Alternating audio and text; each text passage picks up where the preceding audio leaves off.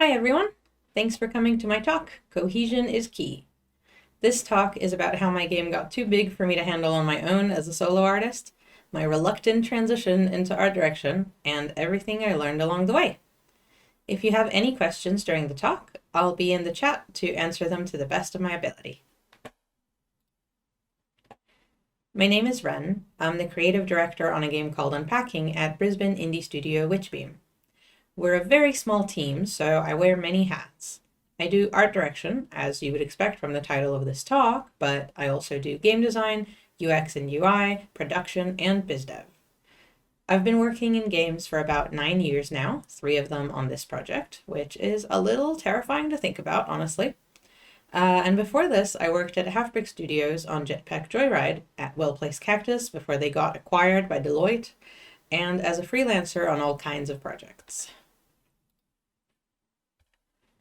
Since this talk is all about my experience art directing on Unpacking, I should probably tell you a little bit more about the project. Unpacking is a Zen puzzle game where you take things out of boxes and find places for them to go while learning about the life of the character whose belongings you're unpacking. It started as a side project for me and my partner Tim, but ended up taking on a life of its own and became my full-time job for the past 3 years. It's been nominated for awards at Bit Summit, Taipei Game Show, and now at the AGDAs, including a nomination in the art category. Yay!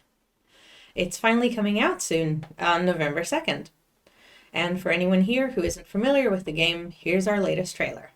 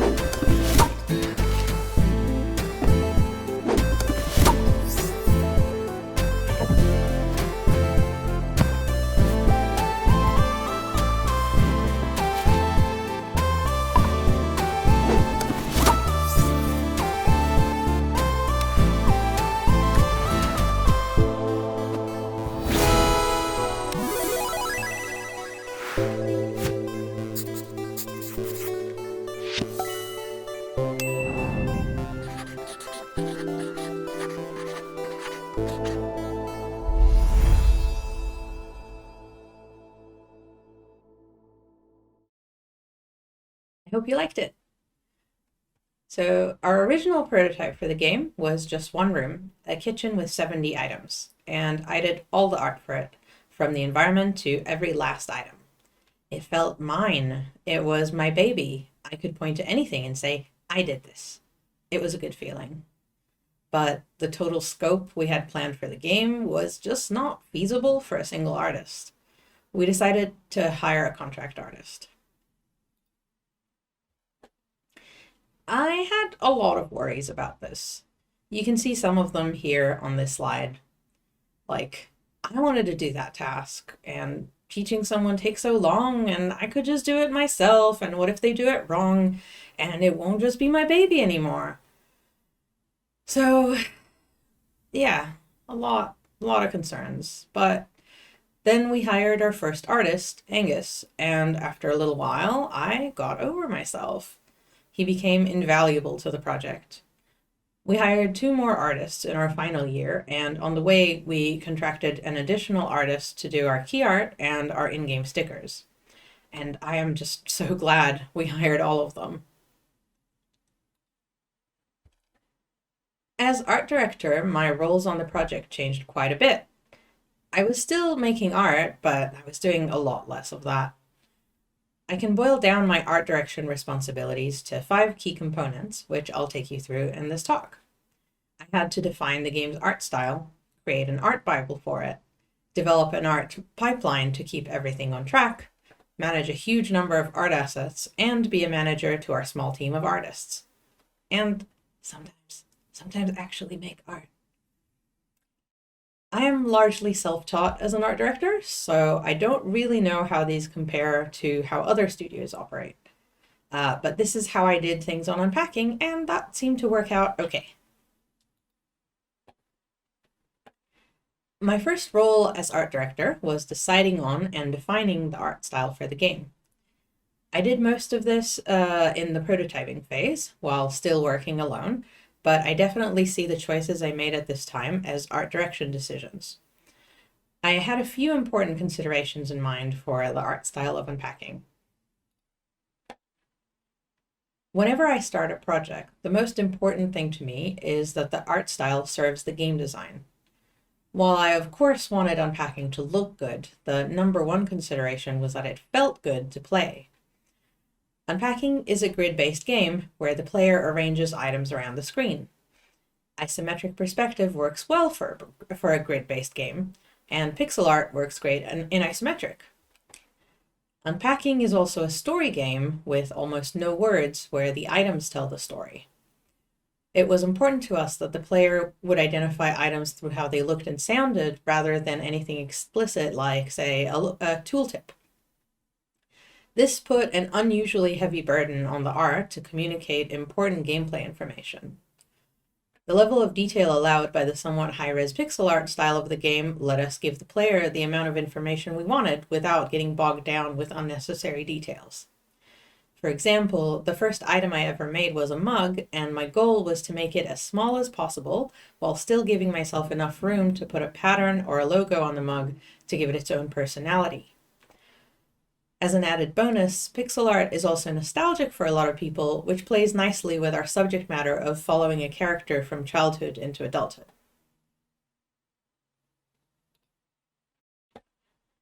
Another important consideration was picking an art style I was comfortable working in, of course.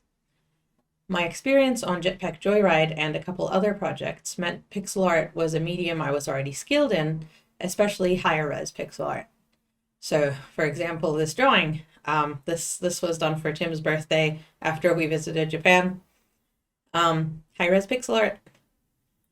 If we had an art team to begin with, this decision would have required taking into account the strengths and weaknesses of our whole team.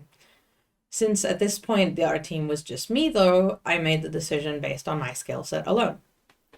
That meant that when I was looking to add artists to the team, I picked artists who were compatible with the style.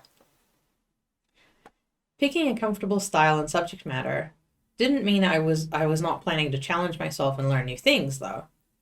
This was my first time working in isometric perspective, which is highly technical and had a steep learning curve. Also, I'm normally a character artist, so an environment-heavy game with no characters definitely pushed me out of my comfort zone. When I transitioned into an art direction role, the most important thing about the game's style became to make sure I could communicate to other artists how to replicate it. I found that the art style of a game is like a language, where it has rules, but also exceptions to those rules.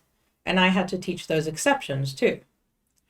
I wanted our artists to become fluent in the style. An example for a rule we had was that Unpacking's items all had to be a bit chunky with a minimum thickness of 3 pixels. It almost looks like the items are miniatures made out of materials that are a little too big for them, like this ruler. This one's actually 4 pixels, if you look carefully, but the minimum 3 pixels would be the highlight, the mid color, and then the bottom outline. This one also has like a little reflective light at the line at the bottom. But then there's the exception to the rule. So in this case, that's single sheets of paper, which could be just 2 pixels thick. So these have the highlight and then the bottom line, the outline. And that takes us to our next role, creating the art Bible. This is a document that's commonly used in studios to define the artistic vision of a game. Unpacking's art Bible is where I codified the art style of the game into a set of rules that I could teach to our other artists. Writing the art Bible also helped me figure out what made up my own personal style. I think teaching something to someone else always helps you understand it better. Our art Bible is pretty short and simple. 8 pages that are mostly pictures with just a little bit of text. I used it as a tool to walk our artists through the game's style during onboarding. After that, it served as a quick reference guide the artists could refer to during development. I'll give you a quick overview of the sort of things each section of our art Bible included. Like I mentioned earlier, Unpacking has an isometric, relatively high-res pixel art style. The rendering is somewhat realistic, but has outlines, colored outlines. One exception to this is outdoor scenes that are seen through windows, which have faked perspective. They don't match the perspective inside the room. If they did, all you would see out the window most of the time is just some grass or road.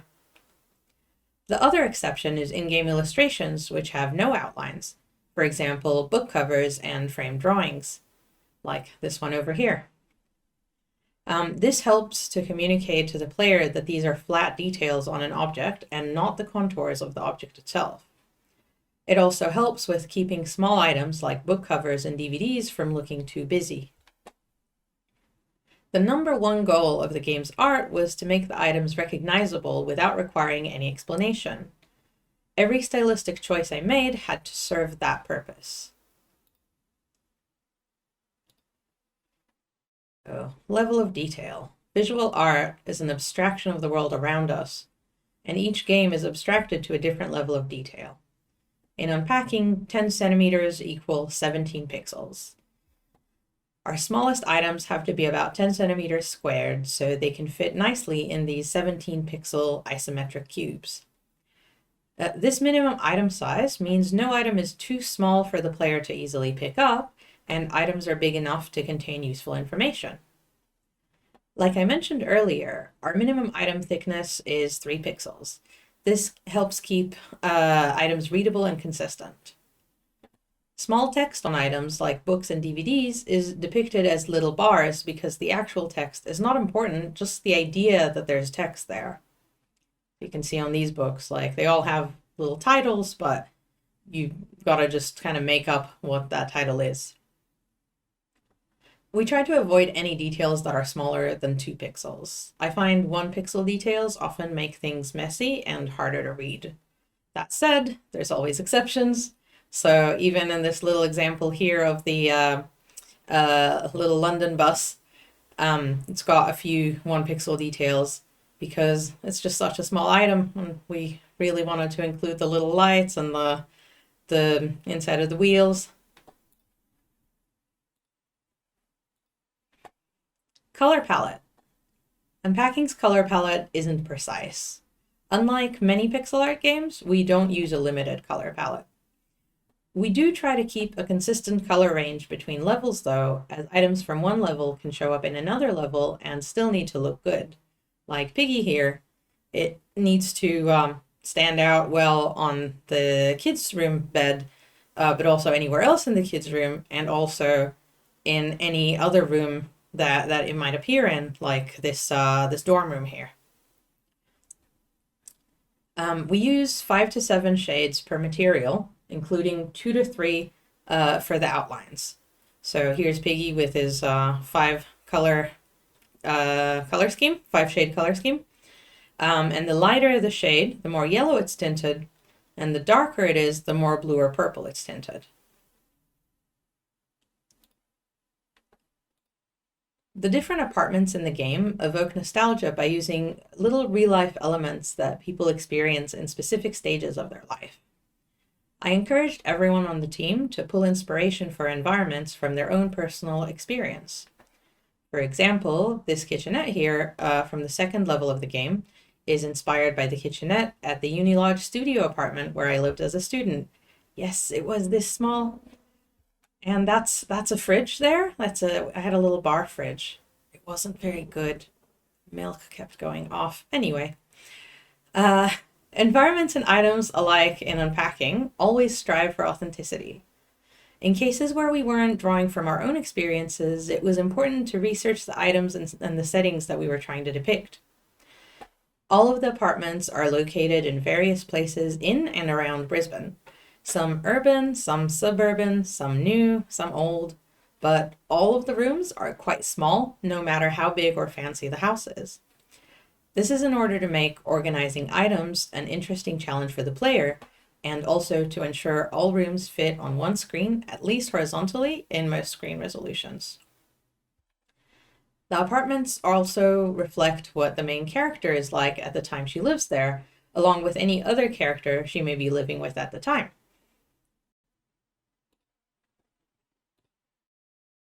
Lighting, texture, and surface. So Unpacking does not use a lighting system, and items are lit uniformly no matter where they are placed. This means environments are drawn as if they are receiving very even directional lighting, and furniture can't cast shadows on items. We do depict subtle shadows from furniture on the environment, but items are never affected. Defining these rules in the Art Bible was necessary, as these are gameplay implications that aren't obvious to an artist who is used to wielding lighting dramatically. Any sharp edges and shiny materials get rim lights, while soft edges get a dark rim around them to show the light gently dropping off. So here you've got the TV stand with the sharp corners and the rim light, and you've got the cabinet in the kids' room that has the light dropping off where it's rounded. Dithering is used for round items, especially soft ones, like these plush toys here, and also to indicate texture, like on these bras and on the panties where they're indicating lace. So I actually didn't include UI in our Art Bible, but that's only because I did all the UI myself and didn't need to teach anyone else how to do it. If anyone else was working on the UI with me, I would absolutely have included it in the Art Bible, as UI requires a lot of care and shouldn't be an afterthought. Unpacking uses a lot of skeuomorphic UI, which means UI that looks like real-world objects. I really hope I said that word right. I mostly just see it written. The UI is mostly moving and packing themed. The settings menu backing is packing paper, and the pause menu, which you can see here, is a to-do list you might use when moving house. Our save metaphor is photo albums, where each house move is stored as a photo. All our text uses handwritten, but importantly, easily legible fonts to enhance the game's handmade feeling. Not being the sole artist anymore meant I no longer had direct control over every asset that went into the game. To help maintain consistency and cohesion across all the art going into Unpacking, we developed an art pipeline. This was my third role as art director. The art pipeline ensures I get to communicate with members of the art team before they start each new art task, give feedback at key points in the process, and sign off on assets before they go in. Unpacking has a ridiculous amount of art assets. We have over 1,000 items, each one with so many, rotations and shadows and special states and all that. And our items and environments are essentially the characters of the game. They all needed to be meaningful, and much of the responsibility of conveying the meaning of items fell on the art team. So for example, several of the books our main character owns in level 2, which you can see here, communicate to the player that she is studying art. Another book indicates she's into urban fantasy. See, it's got a dragon, it's got a city, urban fantasy. Items like the computer and MP3 player tell the player about the era, and items like the tampons, pads, and bras are indicators of her sex and gender. The progression between items throughout the character's life also communicate information. For example, the quality of the character's drawings improving between the first and second level. That's like 7 years apart. From being 11 to being 18, you get quite a big improvement there. That's we call this guy Hans, and this our fans have dubbed the character's persona, which we accept. Anyway, because of all this, good communication and iteration were paramount, and our pipeline facilitated that. I'm going to go through our pipeline for item art to demonstrate our process.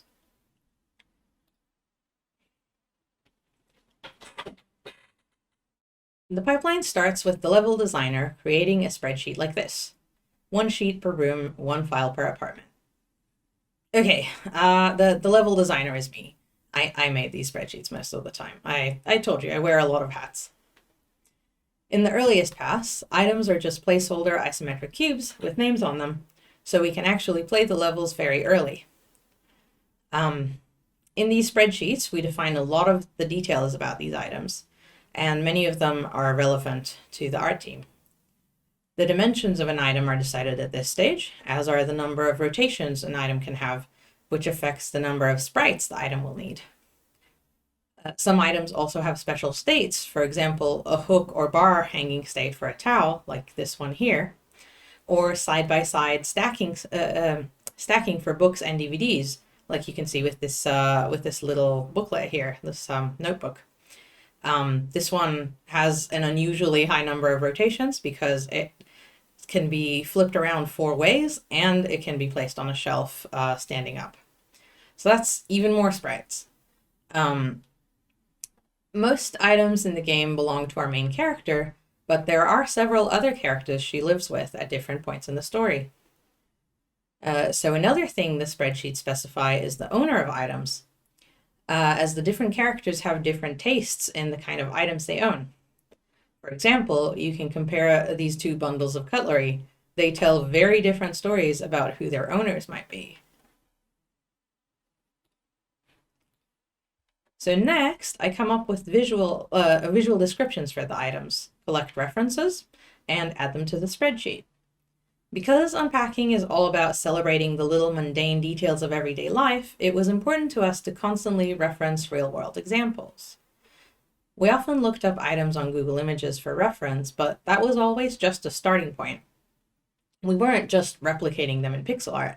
So for example, this colander here, like you can see, we made it match the style of unpacking. We changed the size of the holes to feel more appropriate for the scale that we were working in. That's the whole thing about everything needing to feel a little bit like miniatures. And yeah, we did this with every item. Sometimes we'd combine things from different references and so on. Some item descriptions were more specific than others, usually depending on their importance or how much information they were trying to communicate. So for example, this bag, the housemate's makeup bag, had a description that was a large, bright colored makeup bag with a pattern on it, partially open with a couple items poking out. But then another item, like this book here, had a description that was just a mystery paperback. Some items needed to communicate very specific information, so the details mattered. This shirt, for instance, had the following description: slick workout shirt, spandex/polyester, in gray with brand logo on one side. Make it look sporty/wanky, maybe reflective stripes. I like to leave enough room for the artists to get creative and have fun with the item designs, though. They're not asset-making machines. So after that, we have a kickoff meeting where I walk the artist, in this case Angus, through the new items on the list one by one. And yes, Angus is that much taller than me. Everyone on the team is that much taller than me. I point out anything I think might be tricky or unclear. For example, a hairbrush required some discussion of what's the best way to portray the pins or bristles. We also brainstorm ideas for some items where the description is a bit vague. Like for board games, for one level, we talked about what might be some good games to parody and ended up with these 3. I hope you can recognize what Capital, Azorus, and Rascal are supposed to be. I make sure to give the artist time to ask questions, too. Next, the artist spends a few days doing a single pass on items in a room. We generally work in 2 passes on the items. First pass is construction, up to flat colors with black outlines. Like you can see some of these items here, the plush toy, the little statues, figurines. Sorry. And second pass is shading, texturing, and coloring outlines. So like these books are already in second pass. Passes are helpful so that we can get art into the game as soon as possible. It feels so much more like the final game when you're playing with items and not placeholder cubes with names kind of just chucked on them. It also helps us find out if we need to make any design changes. For example, if an item actually needs to be bigger or smaller, or if an item is hard to recognize and should be replaced with something different. Then it's time for a review meeting. The artist and I have a screen share call where we look at each item one by one. I give the artist feedback and issue corrections where needed. So for example, here on the top of this dress that Michelle was working on, this highlight, I was pointing out that it should continue further, but also not be as prominent, which she fixed, and I liked how it turned out. After the review meeting, the artist goes off to revise items as discussed. Depending on the extent of the changes required, this can take anywhere between half an hour to a day.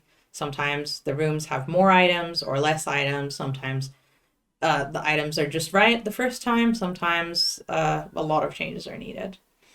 And when no more corrections are needed, I sign off on that pass.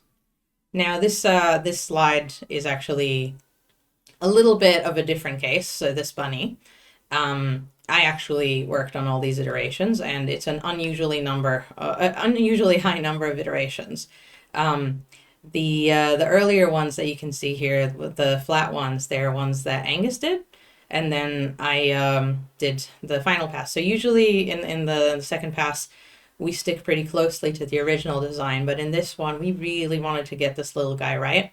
He's actually based on a friend's bunny. So I did a lot of iterations until I came up with something I liked.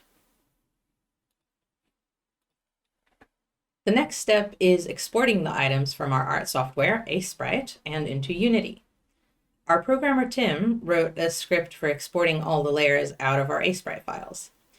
Initially, a lot of manual labor was required to get all the layers into the right folders, but we kept improving the export script in order to speed things up and reduce human error.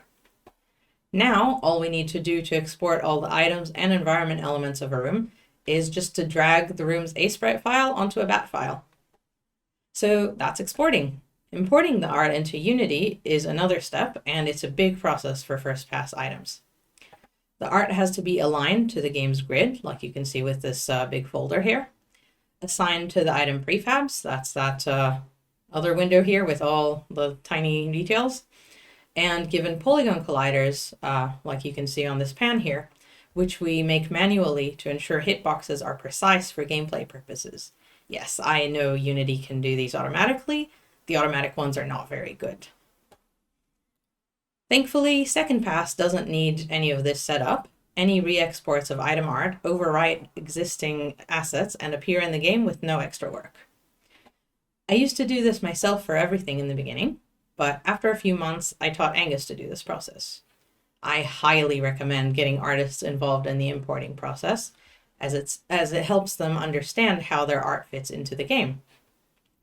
This helps them make better art assets and takes a lot of drudgery off your hands.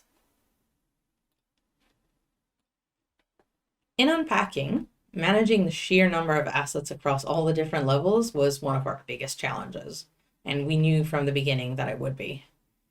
The game ended up having more than 1,000 individual items, each one with multiple sprites for different rotations, special states, and drop shadows.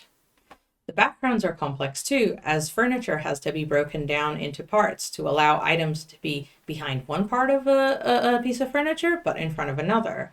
So you can see here, this is just one bookshelf, and it needed this many layers.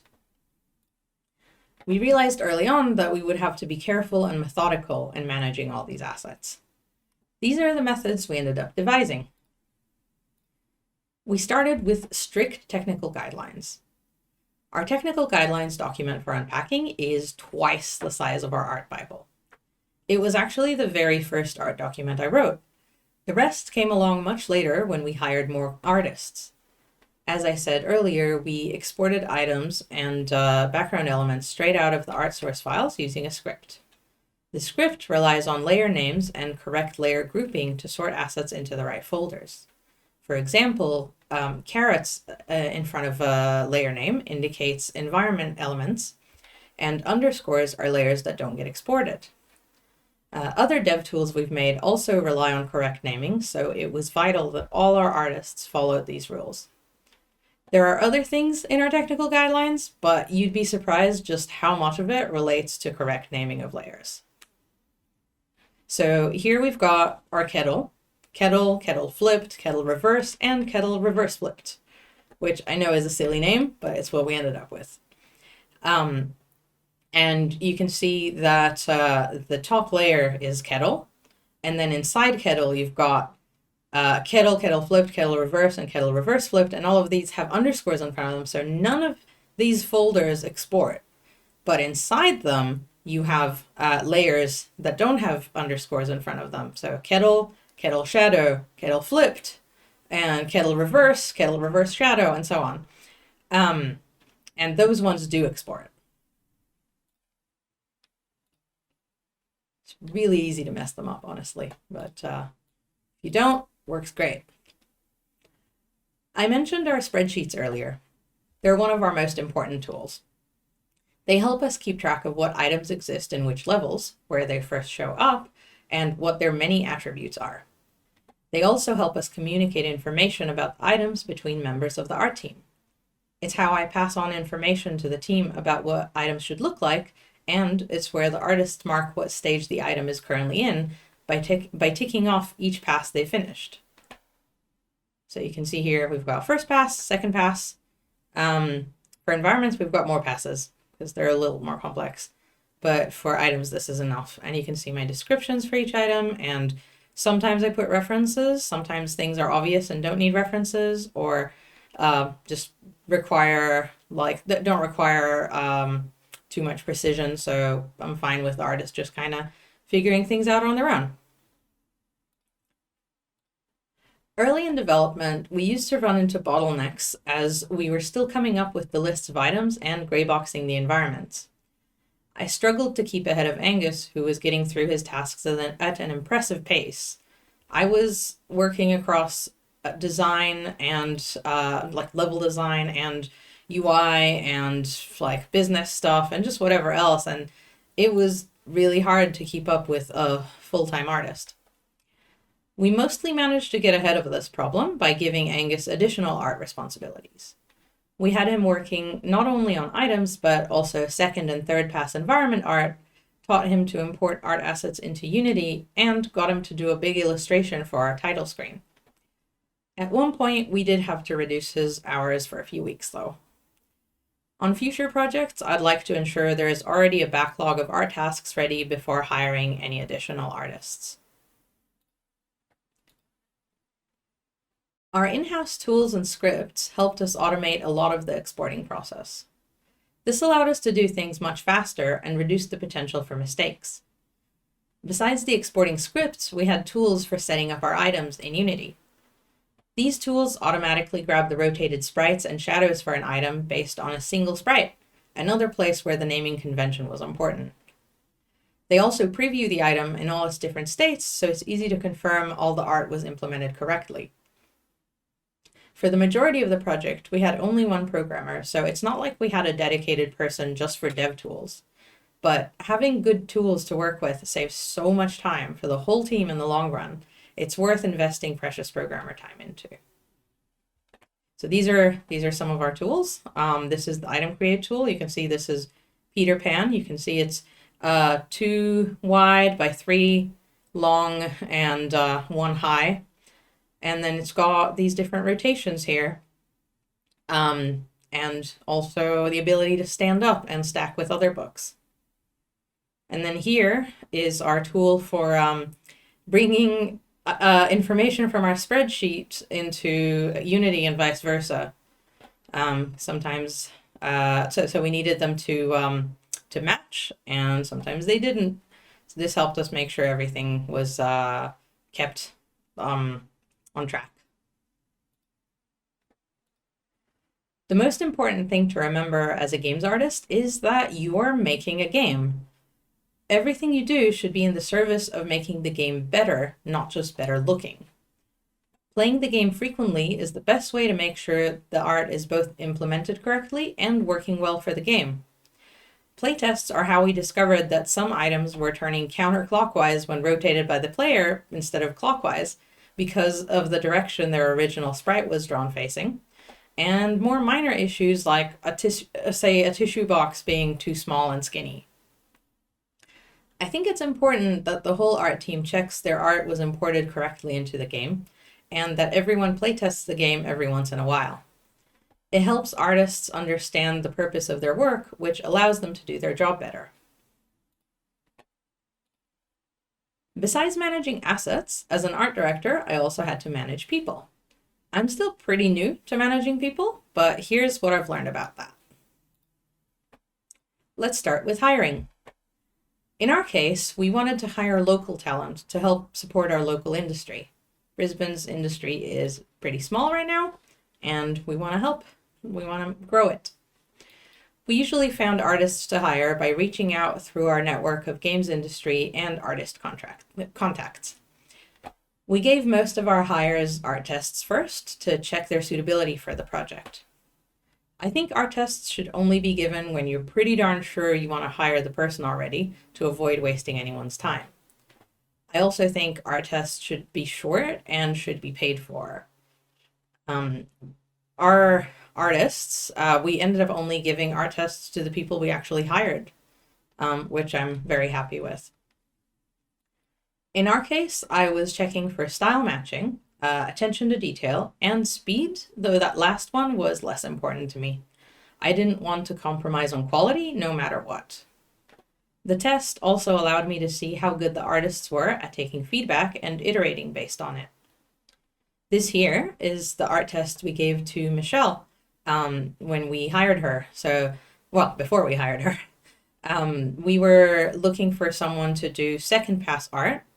So getting the art from like being just flat colors and black outlines to fully rendered. So we sent her this with a couple of items, each of different complexity, in first pass and second pass, so she can see what she would need to do. And also one console controller as a reference, because one of the things we gave her to do was console controllers. And we gave her 4 items to bring to second pass. And yeah, she did a great job. So we hired her. Onboarding.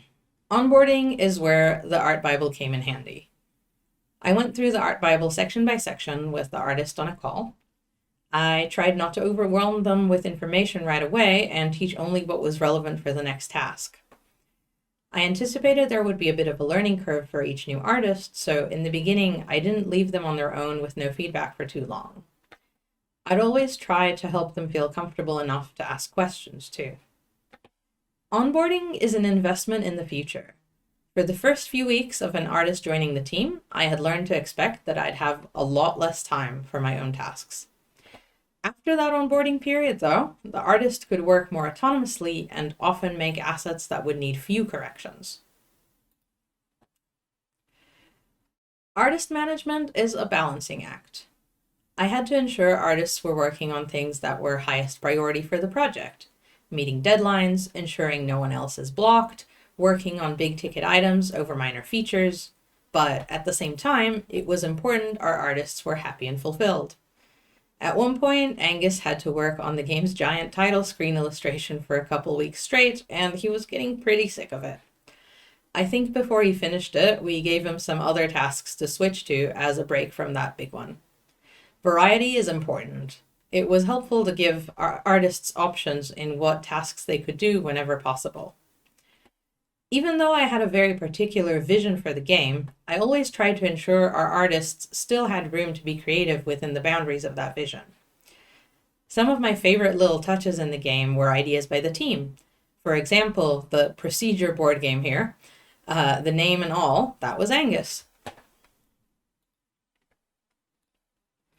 Different artists have different needs as people.